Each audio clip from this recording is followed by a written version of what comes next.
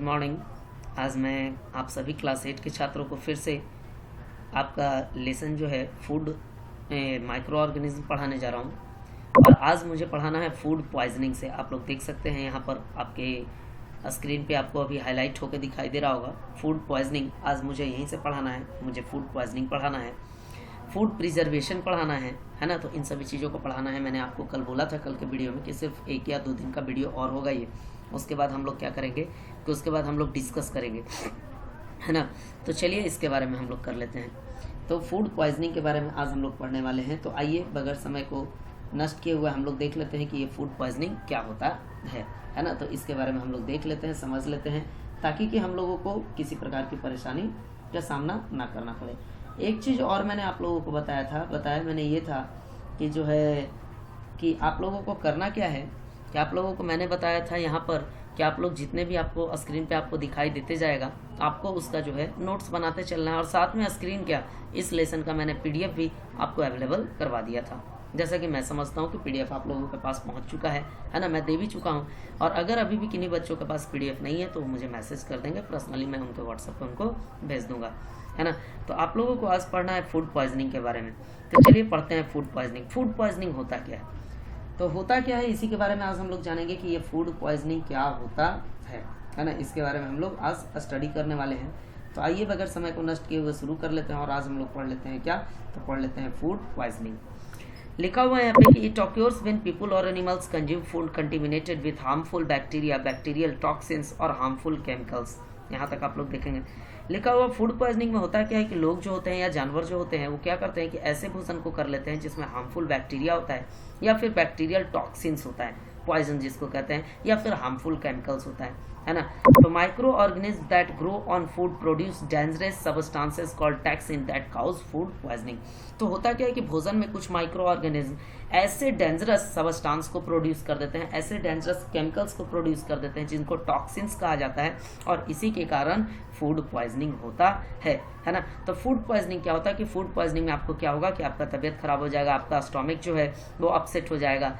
देखिए यहाँ पे लिखा हुआ है food can become contaminated in many ways such as from bacteria in the air और वाटर और from flies of other insects. भोजन कैसे खराब हो जाता है, भोजन कंटेमिनेटेड कैसे हो जाता है, इसके बारे में लिखा हुआ है। तो कुछ बैक्टीरिया जो होते हैं हवा में होते हैं, पानी में होते हैं, या फिर आपके घर में फ्लाइज होते हैं, इंसेक्ट्स होते हैं, तो इन सभी के उस पर आके बैठने के कारण फूड जो होता है कंटेमिनेट कर जाता है। Food that is not properly cleaned, cooked or refrigerated before eating may also become contaminated। लिखा हुआ कि वैसा भोजन जिसको आप अच्छे तरीके से साफ नहीं किए होंगे, अच्छे तरीके से पकाए नहीं होंगे, अच्छे तरीके से उसको प्रिजर्व नहीं किए होंगे रेफ्रिजरेटर में रख के, तो ऐसे को खाने के पहले अगर आप साफ नहीं रखेंगे, अच्छे से पकाएंगे नहीं, रेफ्रिजरेटर में नहीं करेंगे, तो ऐसे भोजन जो होंगे आपके लिए क्या हो जाएंगे, कंटेमिनेटेड कहलाएंगे। Chemicals that may cause food poisoning include copper, lead, zinc and the chemicals in certain herbicides and pesticide। Chemical जो होता है जो कि फूड पॉइजनिंग में इंक्लूड होता है वो होता है कौन कौन सा, तो आपको होता है कॉपर, लीड, जिंक, केमिकल्स और भी बहुत सारे होते हैं, हर्बिसाइड्स होते हैं, आपके पेस्टिसाइड्स होते हैं। अगर ये सारी चीज़ आपके भोजन में मिले हुए हैं तो इसका मतलब है कि आपका भोजन खराब हो चुका है और आप फूड पॉइजनिंग के शिकार हो जाएंगे, है ना। लिखा हुआ यहाँ पे कि सिम्टम ऑफ फूड पॉइजनिंग में इंक्लूड, आपको कैसे पता चलेगा कि कोई आदमी जो है, कोई व्यक्ति जो है उसको फूड पॉइजनिंग हो गया है, तो कैसे पता चलेगा उसके बारे में देखिए। यहाँ लिखा हुआ vomiting, cramps and diarrhoea. Vomiting कहने का मतलब उसको कंटिन्यू वोमिटिंग होगा, जिसको उल्टी भी हम लोग कहते हैं, है ना। डायरिया हमेशा जो उसको डिसेंट्रिंग टाइप हो जाएगा, है ना। In some types of food poisoning a person muscles may be paralysed. कभी कभी क्या होता है कि किसी विशेष प्रकार के फूड पॉइजनिंग में एक लोगों के मसल्स पैरालाइज कर जाते हैं। पैरालाइज का मतलब तो आप लोग जानते ही होंगे कि पैरालाइज करने का मतलब होता है कि उनका बॉडी का ऑर्गन किसी भी तरीके से काम नहीं करता है। लिखा हुआ है 2 types of bacteria which cause the most common of food poisoning are salmonella and staphylococcus, है ना। तो यहाँ पे ये जो आपको 2 नाम दिखाई दे रहे हैं, ये जो है कॉमन बैक्टीरिया का नाम है जिसके कारण जो होता है क्या होता है, तो फूड पॉइजनिंग होता है। अब हम लोगों को पढ़ना है फूड प्रिजर्वेशन के बारे में। तो फूड को सुरक्षित रखने के बारे में भी तो हमको जानना है ना। तो लिखा हुआ है we have already learn that, हम पहले से जान चुके हैं कि fungus grow easily on moist food items changing. तो यहाँ देख सकते हैं कि लिखा हुआ हम लोग पहले से जानते हैं कि फंगस जो होता है वो आसानी से मॉइस्ट भोजन पे आ जाता है उसका टेस्ट को चेंज कर देता है, स्मेल को चेंज कर देता है और कभी कभी रंग भी बदल देता है। लिखा हुआ when food gate spoiled it's chemical nature changes, जब भोजन खराब हो जाता है तब उसका जो केमिकल नेचर होता है वो भी आपका बदल जाता है। तो इन सभी चीज़ों के लिए है क्या कि food preservation is the science of treating food so that it retains its colour, flavour, nutrients, value and texture over a period of time. तो फूड प्रिजर्वेशन क्या है कि एक निश्चित समय अवधि के लिए एक तरीका है ना, साइंटिफिक तरीका है जिससे कि आप उसके कलर, है ना, कलर को, फ्लेवर को, न्यूट्रिएंट वैल्यू को, टेक्सचर को आप सुरक्षित रख सकते हैं।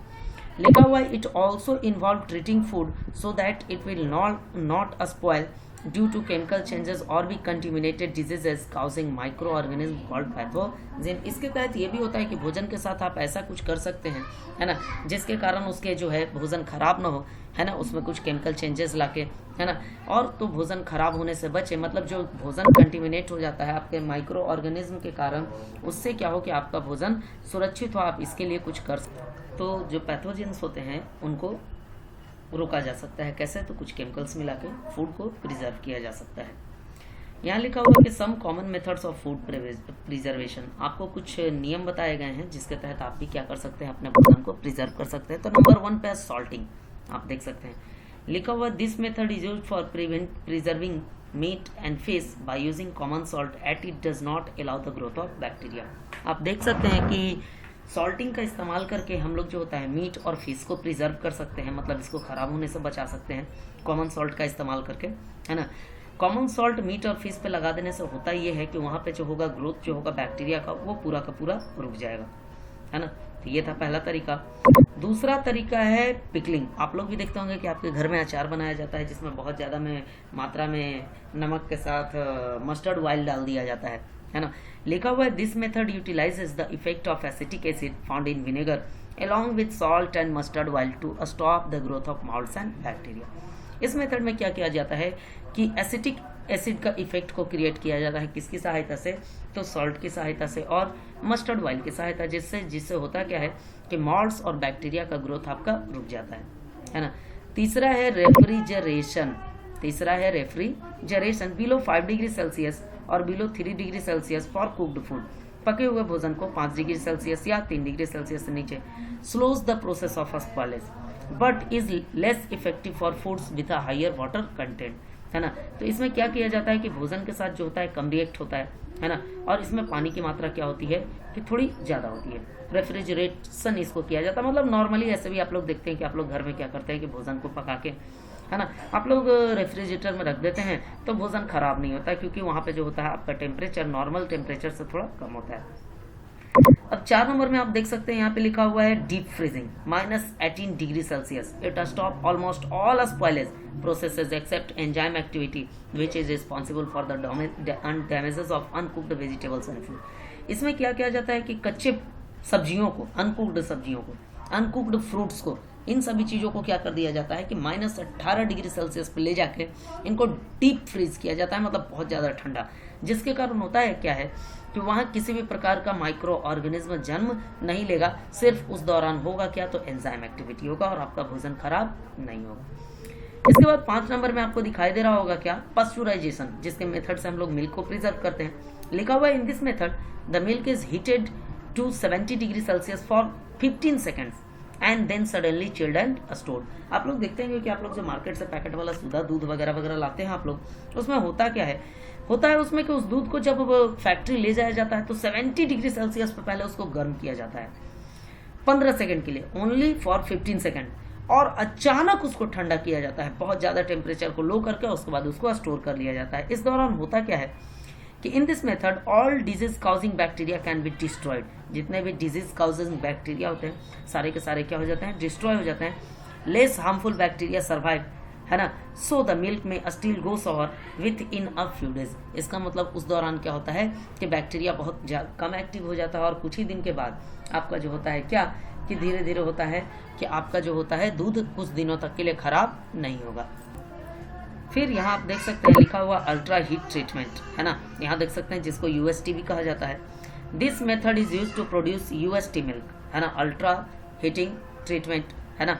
लिखा हुआ इसका भी इस्तेमाल किया जाता है दूध को प्रिजर्व करने के लिए। This method uses higher temperature than pasteurization and kills all the bacteria present, thus giving the milk a long shelf life but lacking the flavor।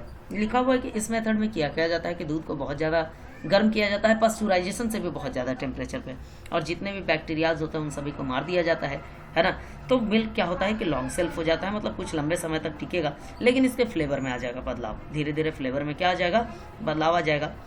अब 7 नंबर पे ड्राइंग आप देख सकते हैं, लिखा हुआ है कि this method is effective because both micro organism and enzymes need water to be active.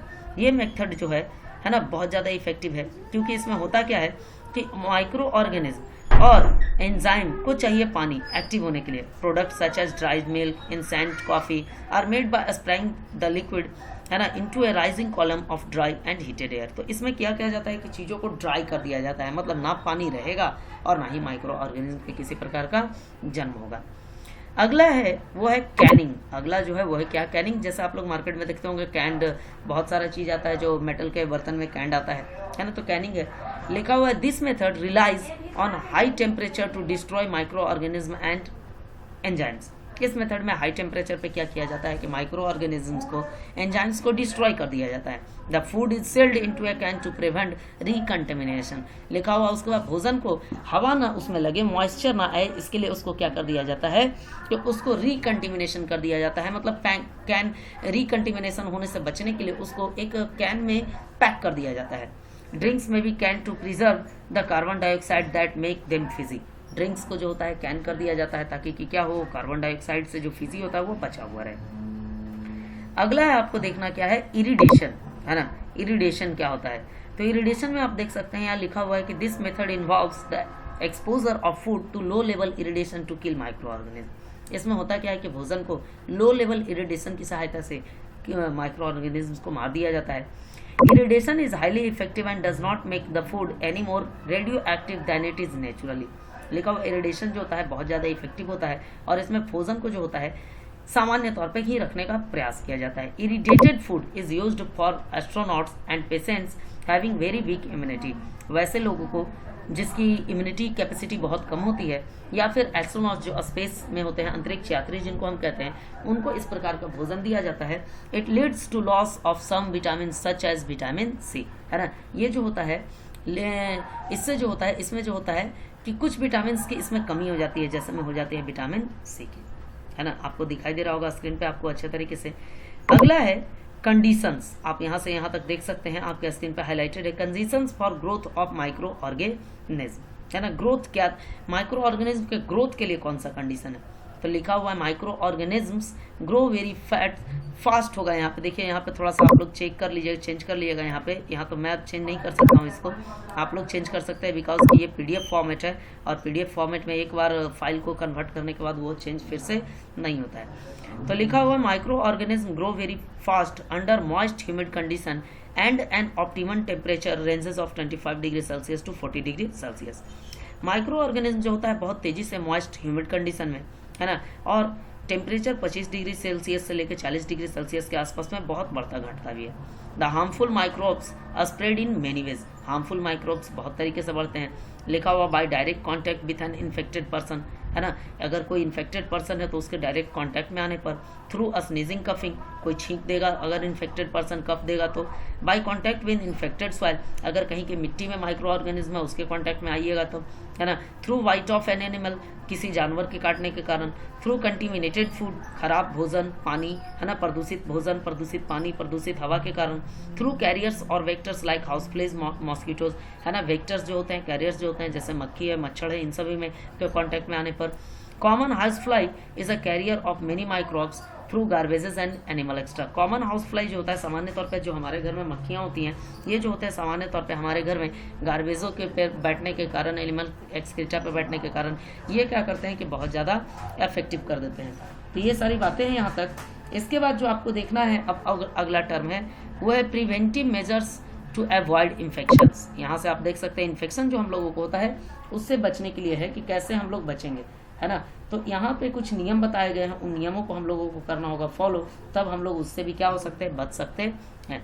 पहले लिखा हुआ है प्रॉपर सैनिटाइजेशन। सैनिटाइजेशन जो अभी अब बहुत फेमस ये वर्ड हो चुका है जब से कोविड-19 आया है, प्रॉपर सैनिटाइजेशन कहने का मतलब है कि हाथों को हमेशा अच्छे तरीके से साफ, किसी साबुन से अच्छे तरीके से धोइए।